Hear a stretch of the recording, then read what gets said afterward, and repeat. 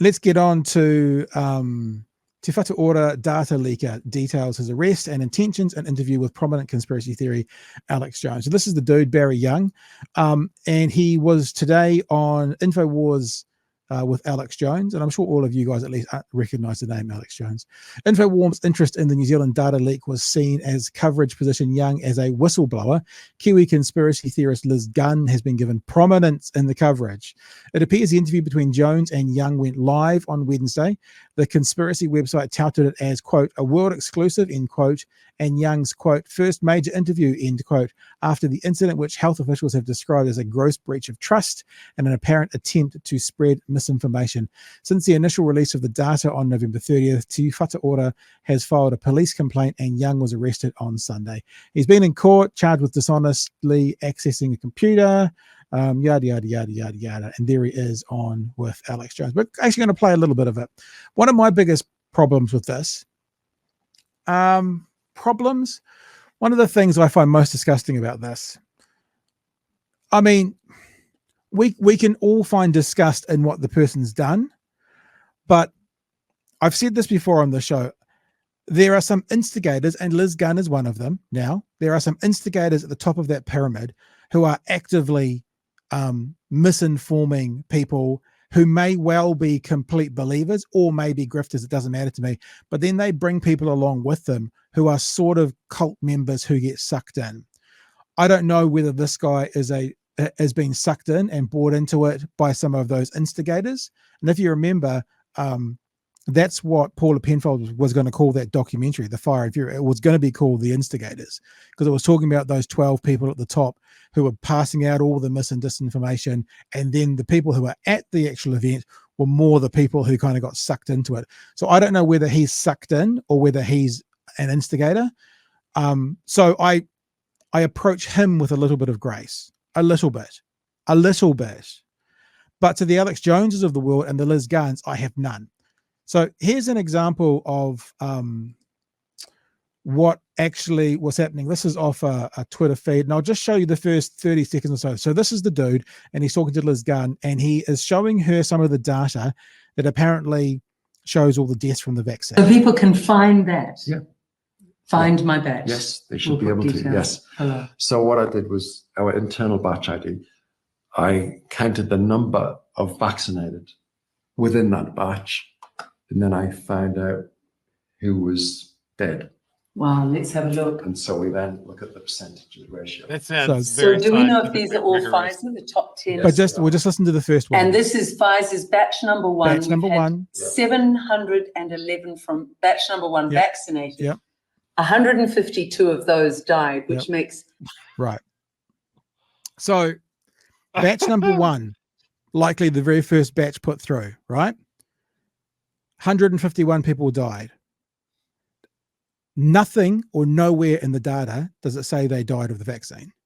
They're trying to sell the story that people were dropping dead in the, like shot, drop dead. The research actually shows, if you delve into it, that these people died like 200 days after they got their vaccine, and the average age of them was 82. So they don't reveal this here, and they don't put it out here. So yeah, there may well have been 711 vaccine. There may well have been 152 people who died within that year, because the average age of the person who died was 82. Which means if it was batch one, as in the first batch ever given out, that was also given to the most vulnerable, the oldest, and the people on the front line. So if it's given to the most vulnerable and the oldest, yeah, there you go. First people vaccinated were really, really old.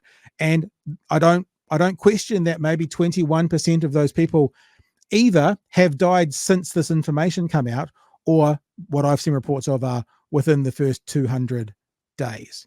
So we're not going to watch any more of that, but just so you know, they're putting together these deaths, meaning from the vaccine as soon as it happened. There is no evidence for that, and it certainly doesn't say that in the report. But what you're having now is a New Zealand conspiracy theorist get onto this game. Here's an example. Now, I'm not throwing shade on this woman. I don't know who this woman is. I'm just using her tweet. It's public record. So this is what she says. Ali is her name. So she advertises the actual event. Our beautiful whistleblower Barry Young and Alex Jones discussing the data release, discussing the data, how he reached out to, this is the bit about what I was saying earlier about how if you're not 100% for them, you're against them, right? And these guys who have touted relationship with these people like Peters, and down here you see Sean Plunkett, how he reached out to Winston Peters both on phone and email before releasing the data. Winston, you didn't pick up the phone. Were you lying about an inquiry? Why did you not respond? Barry emailed all members of Parliament, including you, Chris Lux, and all of the executive team of Ministry of Health. Our new government was just as corrupt as the last. Winston Peters, you are a lying son of a bitch. So Winston Peters actively wanted these people's support, right? He went after them. He got them. He fooled them. He got them on board. And now he's not dancing to their tune, so he's becoming the enemy. I'm going to play some of the actual interview on Alex Jones. Do you want us to jump in with anything before we do that, Chewy? No, let's roll with this. I want to see how the Pfizer vaccine has turned the frogs gay or whatever. You're the frogs gay. First thing I'll have you notice over here to the right-hand side, there's another Liz Gunn has come out. Lists her as a lawyer first and then an investigative journalist. Yes, she has practiced law, I think in the late 1970s. So this is a conversation just towards the end. I'm only going to give you 60 seconds. Don't panic. And I'll just play it. If I can know how to play it. Where do I push play? What's going on? Chewy. Play. Oh dear. Oh. Here we go. Oh. That's just why you're so awesome, brother. Because I'll be honest, if I was doing what you were doing, I'd already be thinking 5 steps ahead. You are such a sweetheart. Your family, your lady, you're such sweethearts. Closing comments here that you want to impart to folks. I just want to say I'm doing this for the people of New Zealand. Make it good, bro. You don't need to. For the kids, for our grandchildren, our Mokapuna, our Tamariki. This is for them. And this data set holds a lot of river of tears. I've already said that. There's a lot of deaths in this data that need to be questions. A lot of deaths of 82-year-olds 12 months after having the vaccine. Need to be asked, and a lot of people have died to bring this data to the. A lot of people have died to bring this data. You said this is the what? Are you saying that there was a like SEAL Team 6 went in to get it? A lot of people gave up their lives for this data. Public's attention. Don't let them die in vain. It was George Orwell that said, in a time of universal deceit, telling the truth's a revolutionary act. You are a hero because we become cowards. There you go. That's what I'm going to play for you. But I'm going to play one other thing. And so this is what he's just done. He's had this interview, and this is the kind of stuff that he finishes it with. You ready for this? I'm saying he's literally grifting. Now, that man looks like a believer. So he's completely fooled by the system. He's been sucked in by someone, and he's gone down that rabbit hole. And then this man gets that man's illness, sickness, cult-like status, and he does this to it. It's been 2 hours since I plugged. And if I plugged every segment, we'd have plenty of money. It's true. But I get so obsessed with covering news, keep knocking my clip off here, my earpiece. I get so obsessed with covering news, I skip the breaks, I skip the ads and everything. Please go now to InfoWarsStore.com. Go there, store-wide free shipping, biggest sale of the year, do your Christmas shopping there, support freedom. He literally, InfoWarsStore.com. He literally says, I need money for the courts. Turbo Force, 10-hour clean energy, back in stock selling out. And all that stuff keeps free speech and InfoWars on the air. That's wonderful. Do that. Plus, they're great products.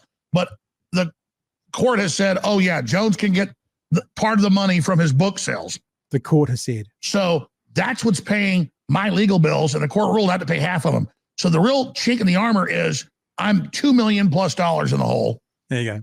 So he's literally grifting off this man's delusion to get money to pay his court fees and lawyers because he's been sued for, I think it was $2.4 billion.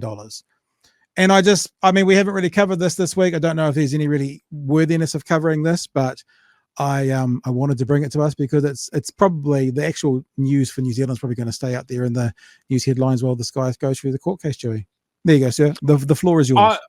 I'm just amazed that Alex thinks he's going to dig himself out of all of this hole that he's put himself in by hawking gas station dick pills to strangers over the internet. Also, I want to point out that this guy, this whistleblower, in high school, I tread the boards. Did Shakespeare, did a little bit of the thespian, and forsooth. Believe me, as someone that did a lot of high school level acting, I know it when I see it. That guy, it's for the mock-up honors. What? I've also identified who died to get the information. All right, let's hear it. Many Bothans died to bring us this information. All right. They just keep dying. Yeah. I'm very good at staying alive. Yeah. Martin agrees with you on some level. He says gas station dick pills with a great punk band from Norway. The Viagra Boys.